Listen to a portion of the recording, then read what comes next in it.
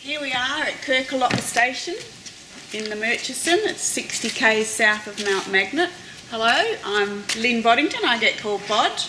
I'm friends with Elodie and Enzo. I met them through working down in Kojonup, and we decided that we were going to do a road trip up to the Murchison so that the kids could see the red dirt of the Outback. So here we are here in the old shearing shed at Kirkalocka station that hasn't been used as a shearing shed for quite a while. They got rid of the sheep about 14 years ago because of lots of different reasons. That wasn't financially viable to keep the station as a sheep station. So now they're using tourists to make their money. They have people stay at the old shearers' quarters here at Kirkalocka station. But I'm just going to tell you a little bit about the shearing shed.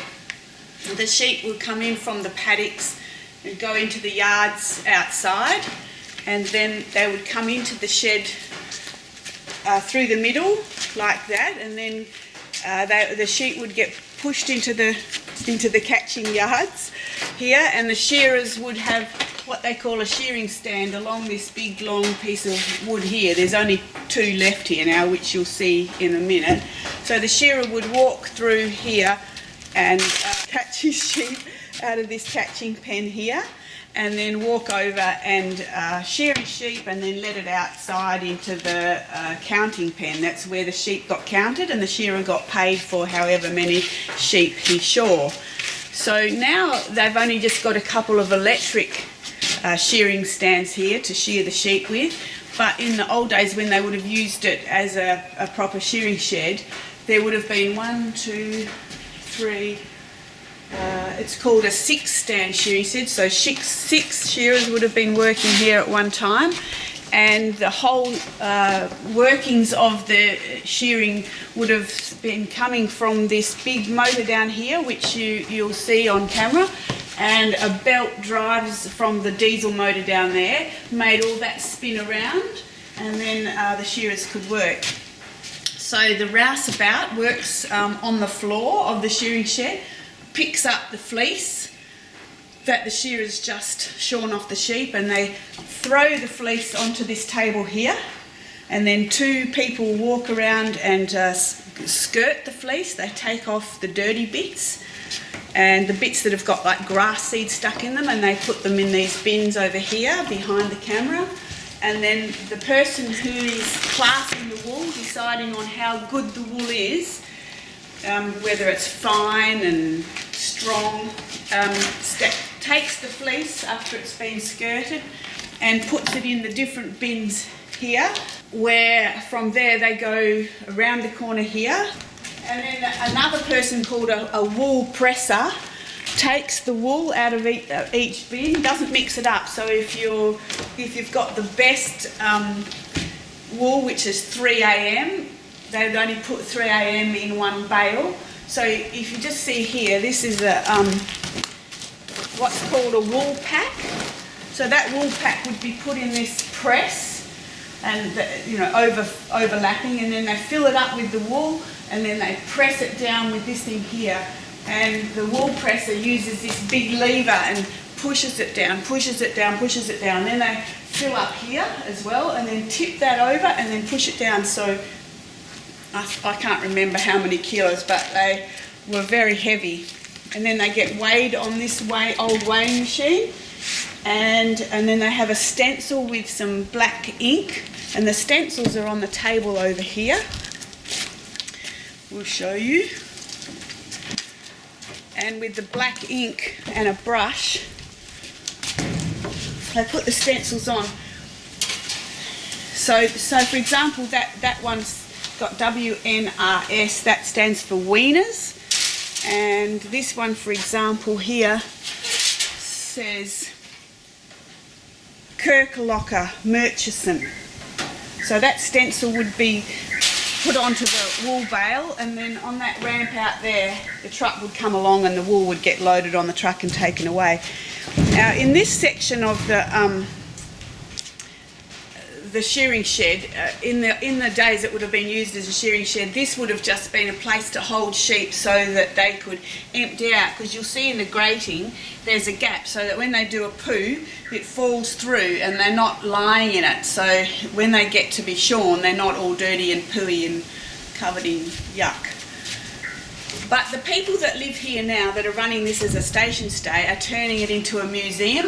So all this stuff here is stuff they've just collected from around the station to use as museum pieces. That big thing there is a Bellows, and that would have been used right up until probably the 1930s for making, they make a big fire like a blacksmith. I don't know what that word is in French, where they make a big fire and they put iron in there and it gets red hot and soft, and then they use big tools.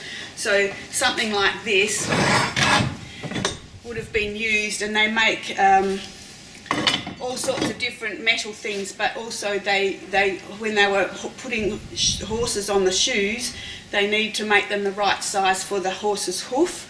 So they would put them in the fire and then bang them and make them the right shape. I saw something that I thought was interesting. That, you know, that's from a yoke that used to go around a horse when they had a horse and cart. That's another yoke.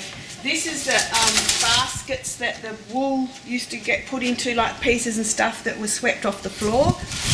And then at the end of the day, the rouseabouts had to tip that on the table and even sort through that to get the cleaner wool out of the dirtier wool. And this is just an old saddle, because like I say, they're turning this part of the shed into a museum so that people come up here on farm stays can just see some of the equipment that the stations used to use. This here is actually a pot that they used to, this is more mining stuff, they used to pour the molten stuff to extract the gold into those pots. But yeah, all this stuff's pretty old. It's an old metal detector there. But I'll go back to the beginning, because we started this road trip on Saturday, which is 3 days ago now, and it's the 7th, so it must have been the 4th, Saturday the 4th. We left Kojonup. We drove up the Albany Highway and turned off before Williams and went through Narrogin. And from Narrogin we went through, there were a couple of hard to pronounce places, weren't there, Enzo? There was Caballing, and then after that we went through Kingelly and Brookton and York, and we stopped in York and had a look at the elephant. And then we went to Northam, and from Northam we went further north to Goomalling, and then we turned off before Goomalling, before Wongan Hills, and went to Georgie and Darren's farm in the Shire of Wongan Hills. They have a big wheat property where they just do cropping. They have a few sheep, but mostly it's production of wheat and canola and a little bit of barley they grow. So we stayed there 2 nights and left on Monday morning and drove through back to Wongan Hills, the town of Wongan Hills, up through Balladoo, Dalwallinu, Woburn. We turned off and started going up the Great Northern Highway, went through Paynes Find, and then just south of Mount Magnet we turned in here to Kirkalocka station. So we've stayed here just the 1 night.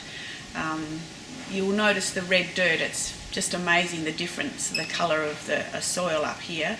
They've had an amazing amount of early rain this year, because I was saying to the kids that this time of the year up here, it's normally the worst time of the year to see this country, because it hasn't rained usually for 8 months, and it's really dry, really dry. But they've had early rain this year, so it's quite green, and it's much different from what it would be normally.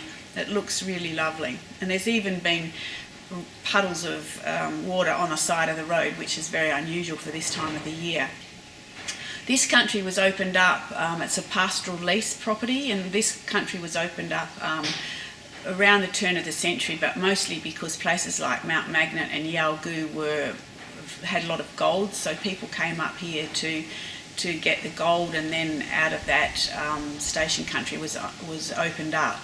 So most of these stations have been here since 1910 onwards, which is a long time, I guess, not in the grand scheme of European history, but for Australia it's quite long history.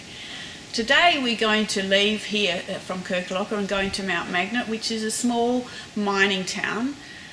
And it comes and goes in its size because depending upon the price of the minerals that they're extracting out of the ground depends on how much the mining companies are actually introducing staff and people into the district. So at the moment gold prices are lower than they were, so there's not so many people around. Some of the mines have closed, but that's happened about 4 times in my lifetime, so I guess it'll keep on happening as the gold prices fluctuate.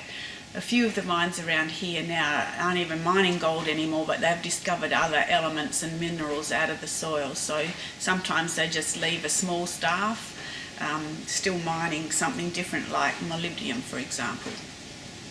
After we have a look around Mount Magnet, we're going to head west through Yalgoo, which is the very small country town, which was the only town near where I grew up. I grew up on a station called Jingimarra Station, which was 120 kilometres north of Yalgoo, very similar to country to where we are today at Kirkalocka. But at Yalgoo we're going to have a look just around the country, because it's a lot more stone around there than there is here, and it'll be quite fascinating for the kids. From Yalgoo we'll go on through Pindar Mullawar, which is back in the wheat belt by then, the farming country where there are big properties like there were at Wongan Hills, where they grow mostly wheat and canola. And then we'll go to Geraldton, which is on the west coast. And then from Geraldton we're going to head a bit further south to Dongra and stay there with a friend of mine called Mina, which is right on the coast. It's a lovely spot. And on Thursday we'll head back home down to Kojana. So if there's anything to add as we go further on, I'll do that. So bye for now.